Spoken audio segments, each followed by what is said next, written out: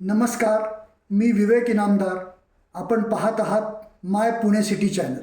आज आपण बोलणार आहोत पुणेकरांच्या स्वातंत्र्यावरील सर्वात मोठ्या हल्ल्याबाबत, अर्थातच हेल्मेट सक्तीबाबत. जीव गेला तरी बेहत्तर, पण हेल्मेट वापरणार नाही. हो, हीच भाषा आजकाल पुण्यातील दुचाकीस्वारांच्या तोंडी ऐकायला मिळत आहे. याला आत्मघातकी अहंकार म्हणायचं की शुद्ध बिंडोकपणा हेच कळत नाही. दुचाकी चालकाबरोबरच दुचाकीच्या मागे बसणाऱ्या व्यक्तीला देखील हेल्मेटची सक्ती करणारा आदेश वाहतूक विभागाच्या अतिरिक्त पोलीस महासंचालकांनी नुकताच काढला आहे. अपेक्षेप्रमाणे पुणेकरांनी त्याविरुद्ध बंडाचं निशाण फडकवलं आहे. स्वतःच्या बुद्धीविषयी विलक्षण अभिमान असल्यामुळे कोणतीही सक्ती स्वीकारतील तर ते पुणेकर कसले. मी स्वतः पुणेकर असून देखील मुद्दाम या विषयावर व्हिडिओ करण्याचं कारण की मी ICUच्या बाहेर बसून काढलेले ते 40 दिवस अजूनही ती आठवण झाली तर नकोसं वाटतं. माझा एक जवळचा नातेवाईक दुचाकी अपघातात जखमी झाला. त्याच्या डोक्याला आणि पायाला गंभीर दुखापत झाली होती. तब्बल 40 दिवस त्याने मृत्यूशी झुंज दिली. मी त्या गोष्टीचा साक्षीदार होतो. हो, फक्त साक्षीदारच होतो, कारण मी काहीच करू शकत नव्हतो. त्याचा जीव तर गेलाच, पण हॉस्पिटलच्या बिलांमुळं त्याचं संपूर्ण कुटुंब उद्ध्वस्त झालं. हे टाळता आलं नसतं का? अशी कितीतरी उदाहरणे आहेत.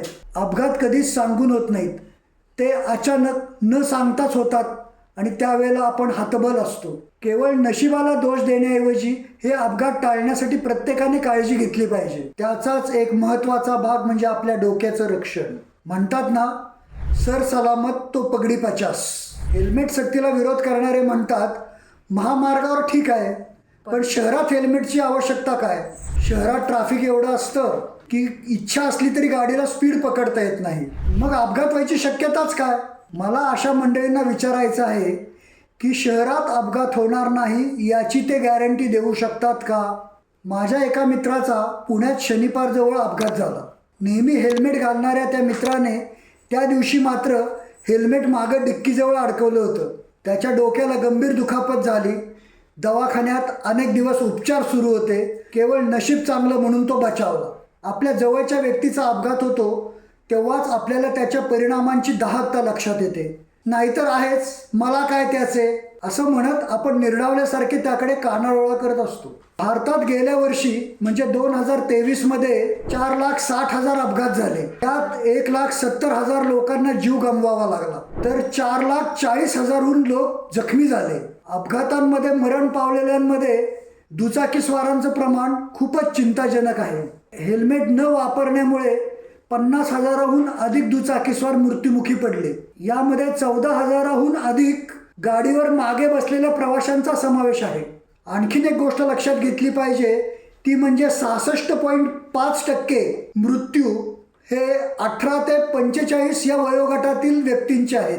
कुटुंबातील तरुण व्यक्ती, कमवती व्यक्ती, कुटुंबाचा आधार असलेली व्यक्ती जेव्हा अचानक सोडून जाते तेव्हा त्या कुटुंबावर काय परिस्थिती ओढवत असेल. प्रत्येक दिवशी रस्त्यावर हजारो अपघात होतात. त्यातील काही जीवघेणे असतात तर काहीमध्ये गंभीर दुखापती होतात. पण हे सर्व टाळणं शक्य आहे. पण या सगळ्यात महत्त्वाचा फरक पडतो तो हेल्मेटमुळे. हेल्मेट हा फक्त कडक नियम नाही तर तो जीवनाचा रक्षक आहे. तरीही काही लोक हेल्मेटला विरोध करतात. हा विरोध म्हणजे आपल्या जीवाशी खेळ आहे. रस्त्यावरील अपघातामध्ये डोक्याला झालेली इजा हे मृत्यूचं प्रमुख कारण ठरतं. हेल्मेट घातलं असतं तर 75% मृत्यू आपल्याला टाळता आले असते. विना हेल्मेट वाहन चालवणं म्हणजे केवळ नियम मोडणं नाही तर स्वतःच्या कुटुंबावर दुःख ओढून घेण्यासारखं आहे. हेल्मेट न घालण्यामागचा अहंकार हा आज तुमचं आयुष्य तर उद्या तुमचं कुटुंब उद्ध्वस्त करू शकतो. प्रत्येक अपघाती मृत्यूमागे केवळ एका व्यक्तीचा मृत्यू होत नाही तर त्याचं संपूर्ण कुटुंब उद्ध्वस्त होत असतं. त्यामुळे हेल्मेट सक्तीला विरोध करण्याऐवजी त्याचा स्वेच्छेने स्वीकार करा. हेल्मेट घाला, जीव वाचवा. पुणेकर भावा बहिणींनो, ज्या बुद्धिमत्तेचा आपल्याला अभिमान आहे तो मेंदू जपण्यासाठी तरी हेल्मेट वापरा. हेल्मेट न वापरण्यासाठी सबबी शोधू नका, उपाय शोधा.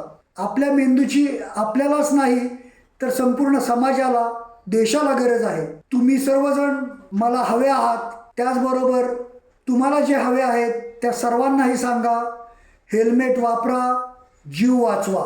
आपल्याला हा व्हिडिओ कसा वाटला हे खाली अवश्य कॉमेंट बॉक्समध्ये कॉमेंट करून आम्हाला कळवा. हा व्हिडिओ आवडला असेल तर अधिकाधिक शेअर करा. आपल्या माय पुणे सिटी चॅनलला सबस्क्राईब करायला विसरू नका. धन्यवाद.